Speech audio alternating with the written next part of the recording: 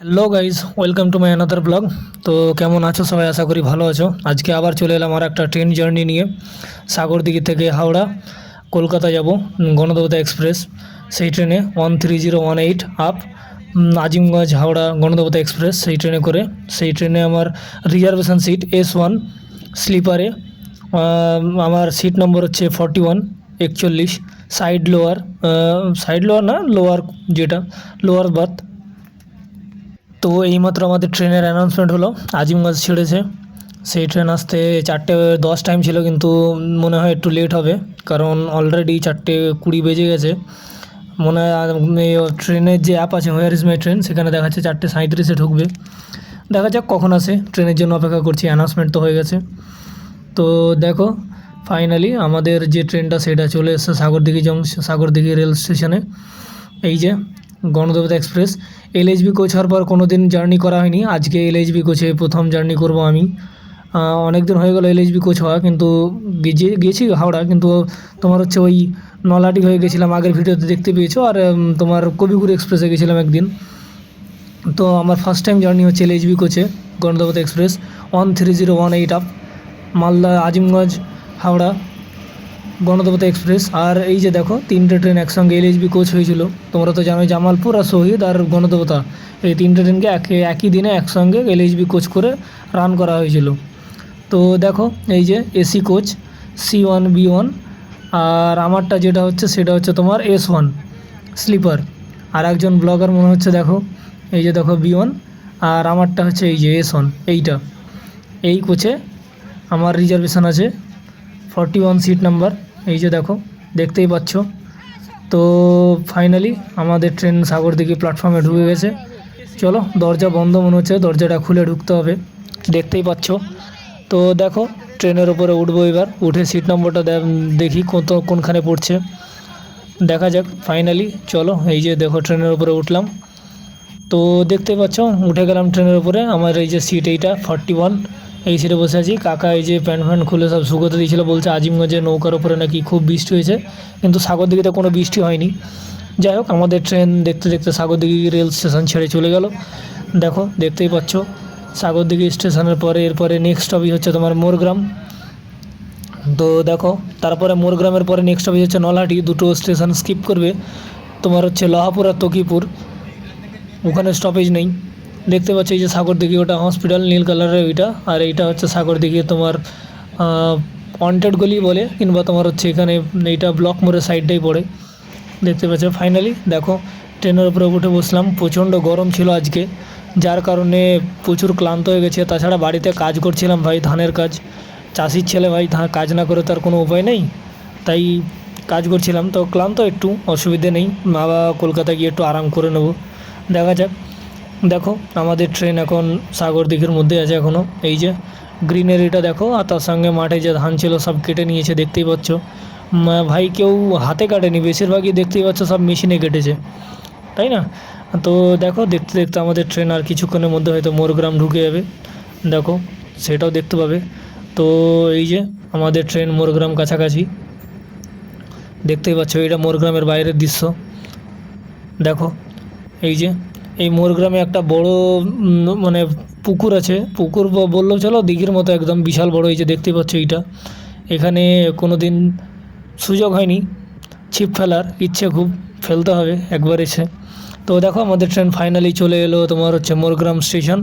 এখানে 2 মিনিটের হল্ট আছে, দেখা যাক কতক্ষণে ছাড়ে।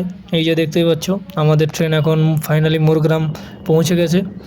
তো এখান থেকে এখনও অনেকটা সময় আমাদের সাগরদিঘি থেকে প্রায় ছেড়েছে 4:37, মানে ধরো 5টা। আর আমাদের হাওড়া টাইম হচ্ছে রাত্রি 9:50। দেখি কতক্ষণের মধ্যে ওরা রাইট টাইমে থাকে না লেট হয়, দেখা যাক। আমাদের ট্রেন দেখো ফাইনালি মোরগ্রাম ছেড়ে দিয়েছে। মোরগ্রাম ছাড়ার পরে নেক্সট স্টপেজ হচ্ছে তোমার নলহাটি জংশন। মিডিলে আর কোনো স্টপেজ নেই, দুটো স্টেশন স্কিপ করবে, আগেও বললাম। এইটা মোরগ্রাম বের হওয়ার পরে একটা ব্রিজ আছে ছোট্ট, সেই ব্রিজটা দেখতেই পাবে এবার। এই যে দেখো, এখানেও ধান কাটা হয়ে গেছে। আর গ্রিনারিটা দেখো বস, দেখতেই পাচ্ছ। এই যে দেখো, ছোট একটা ব্রিজ বললাম, সেই ব্রিজটা। তো দেখো ট্রেনের ওপরে বসে আছি, আরও সবাই বসে আছে, কিন্তু এখনও পর্যন্ত সেরকম ভিড় নেই। রামপুরহাটে রিজার্ভেশনগুলো বেশি ভিড় থাকে। এই যে দেখো আমাদের ট্রেন দেখতে দেখতে চলে এলো নলহাটি জংশন। এটা নলহাটি জংশনের বাইরে এইগুলো থাকে। এই যে দেখো আমাদের ট্রেন এবার ফাইনালি নলহাটি স্টেশনে প্রবেশ করলো। এখান থেকে এবার নেক্সট হবে হচ্ছে রামপুরহাট জংশন, মিডিল একটা স্টেশন স্কিপ করবে স্বাধীনপুর। তো নলহাটিতে 3 মিনিটের হল্ট আছে, দেখা যাক কতক্ষণ পর ছাড়ে। নলহাটি কে কে এসছো বলবা। নলহাটিকে কিরিটেশ্বরী মন্দির বলে একটা আছে, ওইটা খুব বিখ্যাত এখানে। তো দেখো আমাদের ট্রেন ফাইনালি নলহাটি ছেড়ে দিচ্ছে। এই যে দেখো নলহাটিতে বেশিক্ষণ দাঁড় করেনি, 3 মিনিট হল্টের পরে ছেড়ে দিল আমাদের ট্রেন। তো এই যে কাকা তাকিয়ে তাকিয়ে দেখছে। তো দেখো আমাদের ট্রেন নলহাটি ছেড়ে দিয়েছে ফাইনালি। এখান থেকে এবার যাত্রা শুরু করবো আবার রামপুরহাটের দিকে। রামপুরহাটের পরে তখন নেক্সট স্টপেজ হবে তোমার মল্লারপুর, কারণ এই ট্রেনের স্টপেজটা বেশি। আমরা কবিগুরু যে ট্রেনটা বলছি সেই ট্রেনের স্টপেজটা একটু কম, যার জন্য এই ট্রেনটা একটু বেশি ভালো লাগে। স্টপেজ বেশি হওয়ার কারণে ভাই অনেকটা লেটও হয়। যেখানে অন্যান্য ট্রেন তোমার রামপুরহাট থেকে 4 ঘন্টায়, 3.5 ঘন্টায়, 2.5 ঘন্টায় ভরে দেয়, এই ট্রেনগুলো প্রায় 4 ঘন্টার উপরে সময় নিয়ে নেয়। এইগুলো এটাই অসুবিধে। দেখো ফাইনালি আমাদের ট্রেন রামপুরহাট প্রবেশ করবে আর কিছুক্ষণের মধ্যে। এই যে দেখো এটা রামপুরহাটের বাইরের দৃশ্য দেখতেই পাচ্ছ। তো এখান থেকে রামপুরহাট আর বেশি দূর নয়, রামপুরহাটের বাইরের এই যে এই রাস্তাটা দেখতেই পাচ্ছ।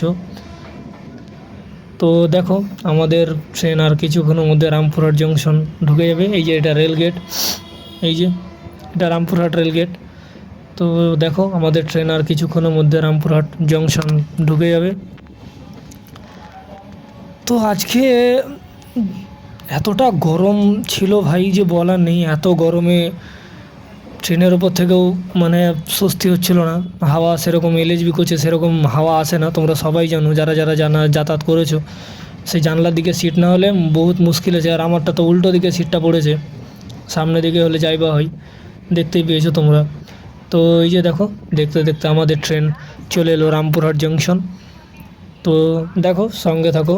আর ভাই রামপুরহাট যদি আসছো, হাওড়া থেকে যদি কোনো দিন কেউ আসো, শহীদ এক্সপ্রেস যে ট্রেনটা আছে সেটা এক্সপ্রেস না, সেটা সুপারফাস্ট।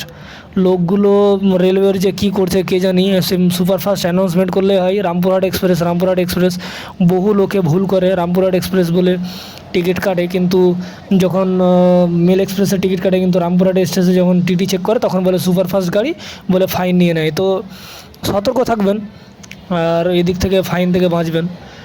দেখবেন কোন ট্রেনটা সুপারফাস্ট, কোন ট্রেনটা এক্সপ্রেস, যারা টিকিট কাটছে তাদেরকে জিজ্ঞেস করে নেবেন, তাই না? এই যে দেখুন রামপুরহাটে ভিড়ও আছে অনেকটা। আমি বললাম না যে রামপুরহাটে তোমার যে রিজার্ভেশন বলো আর এই বলো, লোকাল জেনারেলি বলো, প্রচণ্ড ভিড় হয়। কারণ এখান থেকে তারাপীঠটা যাওয়ার জন্য এখানেই সব লোক নামে, আর এখান থেকে এসে ট্রেনটা ধরে, কারণ তারাপীঠ রোড স্টেশন যেখানে আছে সেখানে দাঁড়ায় না ট্রেন। ফাইনালি আমাদের ট্রেন দেখো রামপুরহাট জংশন ছেড়ে দিয়েছে দেখতে দেখতে। তো এরপরে নেক্সট হবে হচ্ছে মল্লারপুর, কিন্তু মল্লারপুরে দাঁড়াবে না। আর মল্লারপুরে দাঁড়াবে, কিন্তু আমি ভিডিও শ্যুট করতে পাবো কি না জানি না, কারণ ক্লান্ত আমি, প্রচণ্ড চোখ জ্বালা করছে। দেখা যাক কতক্ষণ করতে পারি, সঙ্গে থাকো। তো এই যে দেখতেই পাচ্ছ এটা রামপুরহাট জংশন ছেড়ে দিয়ে সামনের দিকটা এইখানে একটা বাস স্ট্যান্ডের মতো, জানি না কি এটা, বাস স্ট্যান্ডগুলো দাঁড়িয়ে থাকে, কিন্তু এটা বাস স্ট্যান্ড না। বাস স্ট্যান্ড তো লোটাস মোড়ের ওইদিকে আছে। তো দেখো এই যে দেখতে দেখতে আমাদের ট্রেন চলে এলো তোমার হচ্ছে সাঁইথিয়া জংশন। এটা সাঁইথিয়ার আগের ব্রিজ দেখতেই পাচ্ছ। এই যে ওইটা একটা ব্রিজ, আমাদের ট্রেনটা একটা ব্রিজে চলছে, আর ওই যে নিচে একটা দেখো 4 চাকা যাচ্ছে, দেখতে পাচ্ছ কিনা জানি না। তো ফাইনালি আমাদের ট্রেন সাঁইথিয়া জংশন ঢুকলো দেখো। আর সাঁইথিয়া থেকে আমি অনেক দিন এসেছি সাঁইথিয়া সিউড়ি যাওয়ার জন্য। সিউড়িতে যখন আমাদের ট্রেনটা ছিল এসএসএইচ হসপিটালে, এখান থেকেই লোকাল ট্রেন ধরে যেতাম। সে অনেক দিন ট্রেন মিসও হয়েছে, কিন্তু এই তোমার এই সকালে কবিগুরু এক্সপ্রেসে এসে এখান থেকে লোকাল ট্রেন একটা 11টার দিকে ছাড়ে, সেই ট্রেনটা ধরে আমরা সিউড়ি যেতাম, অনেক দিন গেছি। দেখো ফাইনালি আমাদের ট্রেন আর বর্ধমান ঢুকছে। এই যে দেখো বর্ধমানের বাইরের দৃশ্য এটা। দেখতেই পাচ্ছ বর্ধমান ঢুকতে ঢুকতে অন্ধকার হয়ে গেছে। এমনিতে তো দিন বড় এখন, আর যা গরম পড়েছে বাপ রে বাপ। সবাই বুঝতে পারছে যে কতটা গরম পড়েছে। তো দেখো বাইরে অন্ধকার, কিছু দেখা যাচ্ছে না সেরকম। তবে বর্ধমান ব্রিজটা তোমাদেরকে আগের ভিডিওতেও দেখিয়েছি, এটা হচ্ছে রেলের সবথেকে বড় ব্রিজ। এর তুল্য ব্রিজ রেলের উপরে আর কোথাও নেই। রেলের উপরে ভাই, কিন্তু এটা আবার বলো না যে জম্মু কাশ্মীরে আছে রেল ব্রিজ, ওটা তো জানি, ওটা আলাদা। এটা হচ্ছে রেলের উপরে 4 চাকা তোমার লরি যাওয়ার জন্য সবথেকে বড় ব্রিজ এটাই। এর তুল্য বড় ব্রিজ আর কোথাও নেই। এটা জেনে রাখো। আর আমাদের ট্রেন দেখো, এই ব্রিজটা পেরোলে বর্ধমান জংশন ঢুকে যাবে। এই যে দেখো ফাইনালি আমাদের ট্রেন বর্ধমান জংশন ঢুকে গেছে, দেখতেই পাচ্ছ। তো দেখো আমাদের ট্রেন বর্ধমান ঢুকে গেছে। এবার বর্ধমানে তো তোমার খালি হবে, আর সেরকম এখান থেকে অতটা প্যাসেঞ্জার চাপে না, এখানে খালি হয়। তোমার রামপুরটাই বেশি ভিড়টা হয় যে কোনো ট্রেনে, কারণ ওখানে তারাপীঠের জন্য বেশি লোক যাতায়াত করে, বুঝতেই পারছো। আগে শতাব্দী এক্সপ্রেসের কোনো স্টপেজ ছিল না, দেওয়া হয়েছে। বন্দে ভারতের স্টপেজ ছিল না, দেওয়া হয়েছে ওই তারাপীঠের জন্যই। কারণ ওই তারাপীঠের জন্যই ওখানে অনেকটা আর কি রেভিনিউ আসে, ওই জন্যই ওখান থেকে দেওয়া হয়েছে। তো দেখো আমাদের ট্রেন ফাইনালি আমাদের ট্রেন হাওড়া পৌঁছে গেছে। দেখো এই যে হাওড়া স্টেশনে ভরার দৃশ্য। কিন্তু ভাই হাওড়ার স্টেশনের বাইরে দাঁড় করে দিয়েছে আধা ঘন্টার উপর, যেখানে 9:50 টাইম ছিল, সেখানে এই ট্রেন ভরেছে 10:20। এত লেট কেন ভাই? এতগুলো প্ল্যাটফর্ম, একটা প্ল্যাটফর্ম ফাঁকা থাকছে না? আশ্চর্য ব্যাপার। এত লেট, এমনিতেই তো বিরক্ত, তার উপরে রাত্রিবেলা জার্নি, কে কোথায় বাস পাবে না পাবে, তো একটু এগুলোর উপরে ধ্যান দেওয়া উচিত রেলের। কী করছে কে জানে। তো এই যে দেখো ফাইনালি বেরিয়ে এলাম হাওড়া রেল স্টেশনের বাইরে। এই যে দেখো দেখতেই পাচ্ছ অনেকটা ক্লান্ত, চেহারা দেখেই বুঝতে পারছো। তার কারণ ভোর 3টের সময় উঠেছিলাম, সারাদিন কাজ করে তারপর 4টের দিকে আবার ট্রেন জার্নি করা, কতটা কষ্ট হবে তোমরা বুঝতেই পারছো। রাতের হাওড়া ব্রিজের সিনটা দেখো, লাইট জ্বলছে না কেন জানি না, নিচেরটা জ্বলছে, উপরেও থাকে কিন্তু জ্বলছে না, ওই জন্য অন্ধকার আসছে। ফাইনালি এখান থেকে বেরিয়ে সোজা চলে যাবো রুমের দিকে, দেখি কি পাই, র্যাপিডো না ক্যাব বুক করি, কোনটা পাওয়া যায় দেখি। তো ফাইনালি দেখো ক্যাব, তোমার বাইক ট্যাক্সি যেটা র্যাপিডো সেটা বুক করেছিলাম। এটা শিয়ালদা, আমাকে আমাদের যেখানে রুম আছে সেখানে যেতে গেলে শিয়ালদা দিয়েই যেতে হয়, কারণ এখান থেকে তোমার বেলেঘাটা জোড়া মন্দিরের রাস্তা এটাই, যেখান দিয়ে আসো না কেন। শিয়ালদা থেকে নামলেও তোমরা বুঝতে পারছো। তো ফাইনালি পৌঁছে গেলাম রুমের এখানে। অনেকটা জার্নি হলো আজকে, আর ভাই খাটনিটা হয়েছে। যারা গ্রামের ছেলে তারা বুঝতে পারবে এগুলো, কিংবা গ্রামের লোক, যে ধান থেকে চাল করতে কতটা কষ্ট হয়।